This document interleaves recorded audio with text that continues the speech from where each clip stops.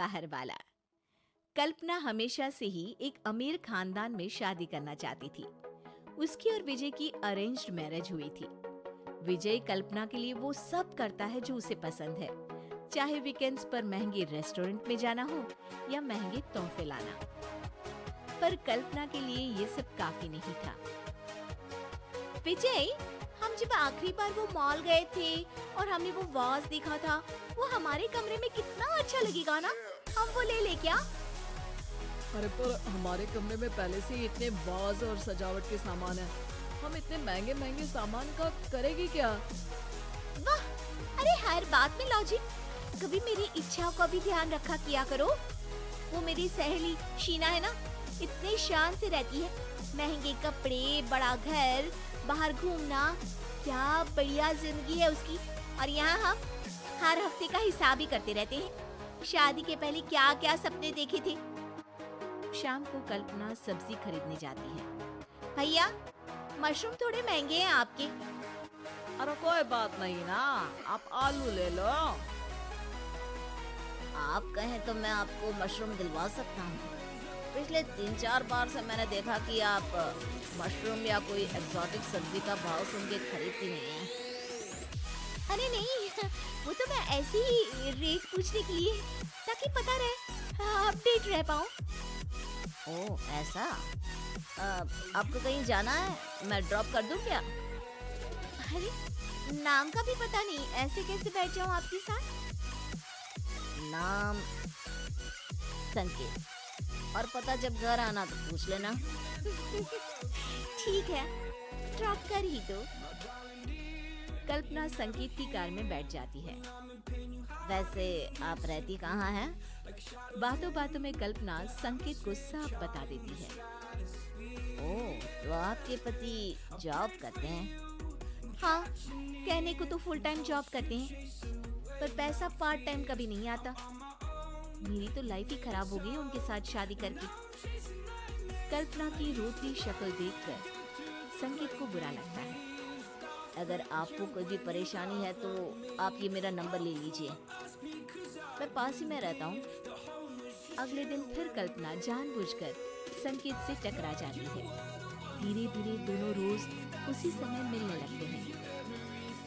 मेरे पास तो तुम्हें देने के लिए कुछ भी नहीं है, तुमने मेरे लिए इतना कुछ किया है, मैं बदले में तुम्हें क्या दूं?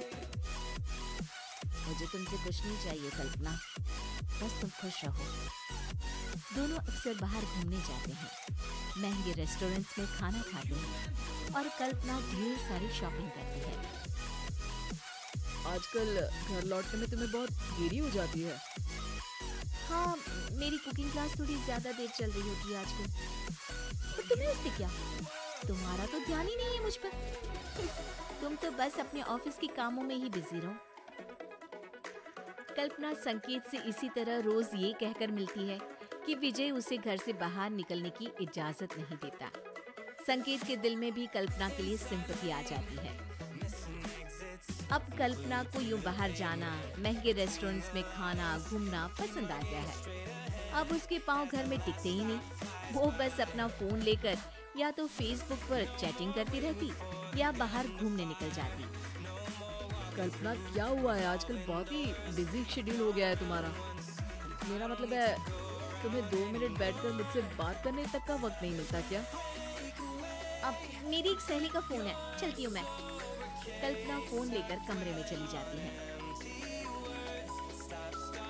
हाँ सोमेश, कॉलेज की बात तो तुम भूल ही गए, यार कितना साथ घुमा करते थे। शादी की बात तो मेरा जीवन ही बर्बाद हो गया है। विजय को मेरा किसी से फोन पर बात करना भी पसंद नहीं है। मैं तो बिल्कुल अकेली हो गई हूँ। अरे अरे प्लीज तुम रो मत कल्पना, आज मिलते हैं ना, तुम दिल खोलकर मुझसे सब शेयर कर सकती हो। आंसू तो हम लड़कियों का सबसे अच्छा गहना होता है, इन्हें प्यास काटने में क्यों बर्बाद करूं भला। कभी तो खुद के भले के लिए इस्तेमाल कर ही सकती हूँ मैं। कल्पना और सोमेश एक बड़े से मॉल में जाते हैं। कल्पना मॉल में आकर बहुत खुश हो जाती है। तभी अचानक उसे वहाँ संकेत दिखता है। जैसे तैसे अपना मुंह छुपाकर वहाँ से बाहर निकलने लगती है। उतने में विजय से जाकर टकरा जाती है। विजय, तुम यहाँ? हाँ मैं, क्यों मैं नहीं आ सकता यहाँ तुम्हारे साथ मॉल में? तुम अगर मुझे बता देते कि तुम और सोमेश यहाँ आ रहे हो तो मैं भी तुम्हें ज्वाइन कर लेता। कल्पना की नजरें शर्म से झुक जाती हैं। पर तुम्हें कैसे पता कि मैं यहाँ हूँ? तुम लैपटॉप से फेसबुक लॉग आउट करना तो भूल ही गई थी। तभी पीछे से संकेत आ जाता है। हे कल्पना, क्या कर रही हो यहाँ पर? मैंने पीछे बिल्कुल तुम्हारे जैसा ही कोई देखा, फिर सोचा तुम्हारा खड़ूस पति तुमको ऐसे थोड़ी ना घूमने देगा। अच्छा, मैं तुम्हें घूमने नहीं देता? और ये कौन है? अरे हो क्या रहा है? कल्पना फूट फूट कर रोने लगती है। मैं बहुत दुखी रहने लगी थी, मेरी जिंदगी बर्बाद हो गई थी। कोई मुझे देवदासी कहता था। मैं इतनी दुखी थी कि अल्ताफ राजा की शायरी मुझे अपनी जिंदगी का किस्सा लगता था।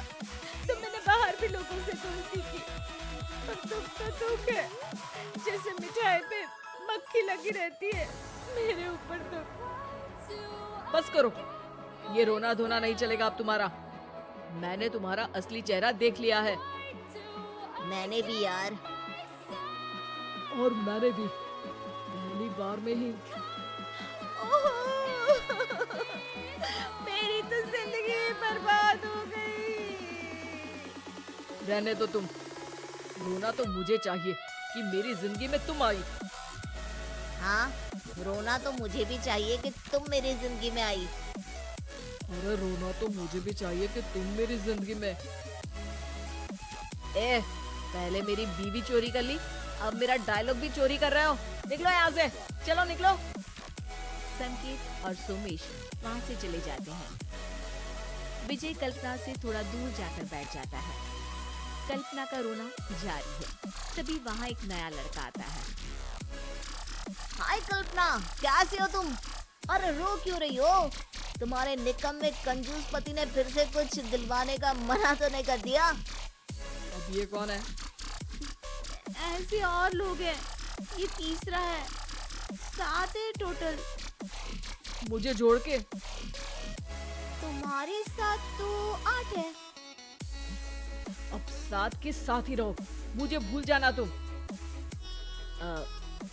भाई साहब, आप कौन?